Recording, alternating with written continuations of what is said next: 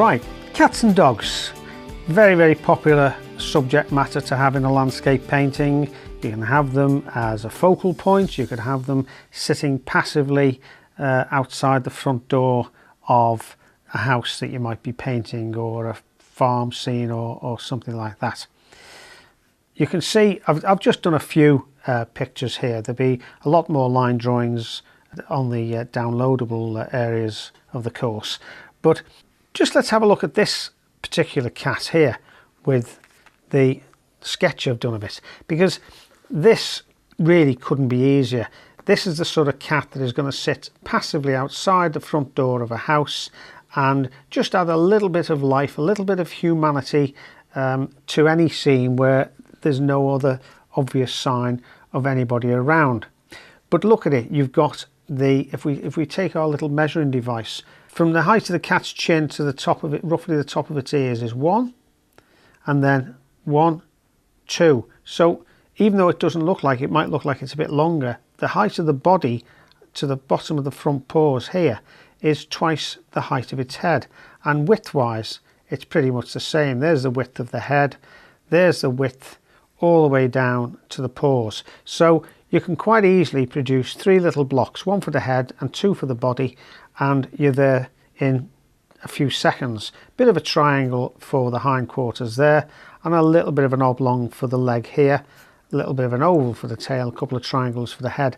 There you are, you've got a very simple passive cat, and we can quite simply create the more realistic version like that, bearing in mind that this cat, if you draw it size for size, that's about 1.5 inches or 3 centimeters tall, so it's going to be quite a close-up cat. If you imagine the overall size of your picture, a cat even this size is going to be reasonably big in your picture, so you might need to, or want to, do it a little bit smaller.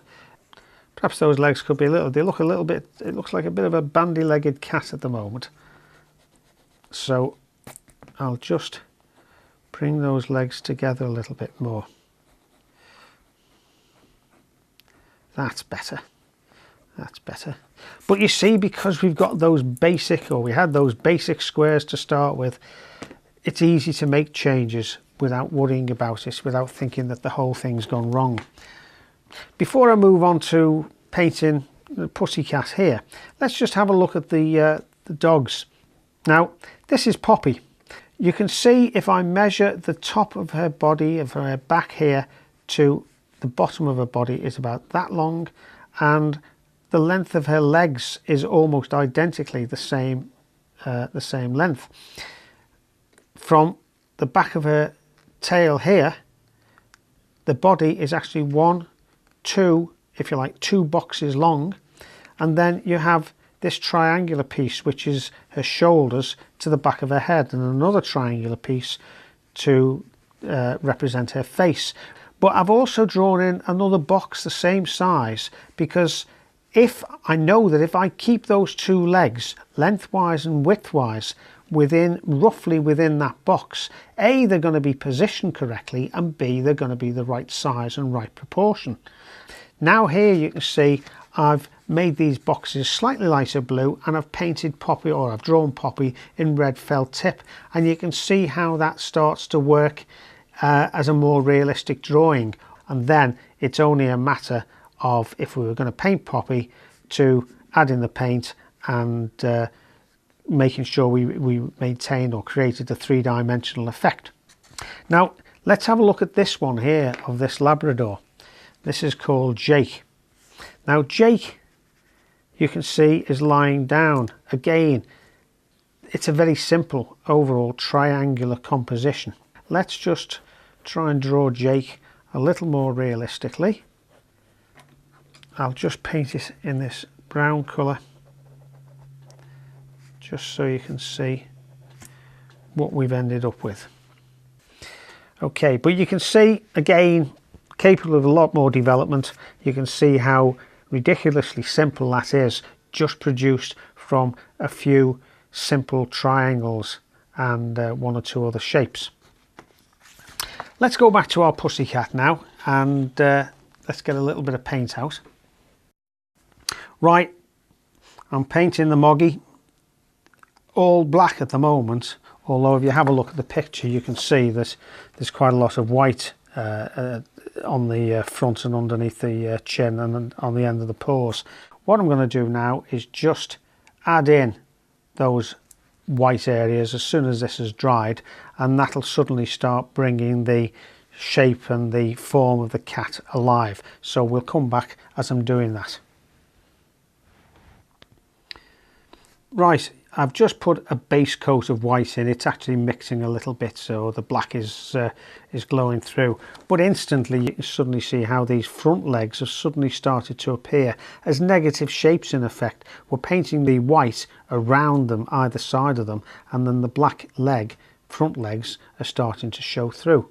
So I'm going to wait for that to dry, put another layer of white on, a couple of little bits of pale green for the eyes, and a bit of pink in the ears, and then we're pretty well done. Don't forget, this isn't a portrait of a cat. This is a cat that's going to sit in a landscape painting and add to the picture. Right, now you can see I've very quickly completed the cat. I've just put some light grey in here, and I'm just going back where it's perhaps gone a bit too much with some darker colour just to blend it. But it does give the impression of light bouncing around the cat and certainly coming in from the left hand side. But there we are, that's the pussycat. Very, very simple. Okay, now people say, well, that's all very well, what about if we do need to paint a cat that's a little bit further away back into the picture? Well, again, it's where these basic shapes really come into their own. We're painting a circle, a triangle, and there, very, very quickly, with a little bit of shadow just to sit it down, is our pussycat, and that's how simple that is. Right, I've used a little bit of yellow ochre and white, and there happened to be a little bit of cad red already there, so that's sort of made it even warmer still, and that has given me the base colour for the golden retriever. You can see even so there's all sorts, particularly this close-up, you can see there's all sorts of subtle varieties. I mean, it's a cruel close-up in many ways, but I've done that because I want you to see that these brush strokes are going generally in the direction of the dog's hairs. Now we're just going to add some very simple, you can see there, you can see how much white there is in the dog, but I'm very quickly going to put some light areas over here and here. So it's still a yellow ochre, but this time with a lot more white involved, and we're just going to bring that round along the back, and perhaps take some quite strong neat white, and certainly on top of the dog there. These are very, very light, as you can see from the photograph. The feet are almost, the legs are almost white looking. It's partially because they are lighter, but also because the sun is shining so brightly on top of them. Right, I'm going to leave it at that. I've put some darks in here to give some modelling to the body, the underside of the belly and behind the ear, and a little bit under, and to split these legs and under the chin just there.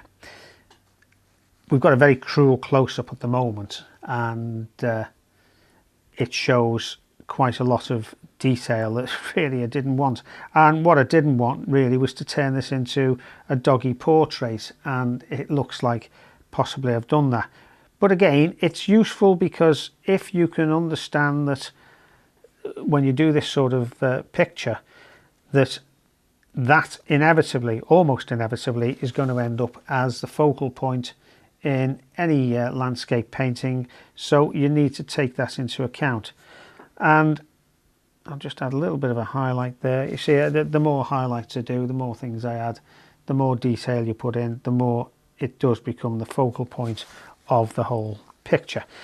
So if we pull back now and we have a look at the dog in the context of how you would probably see it in a landscape painting rather than this close up, then you'll start to understand how you can see that in the context of a much bigger picture.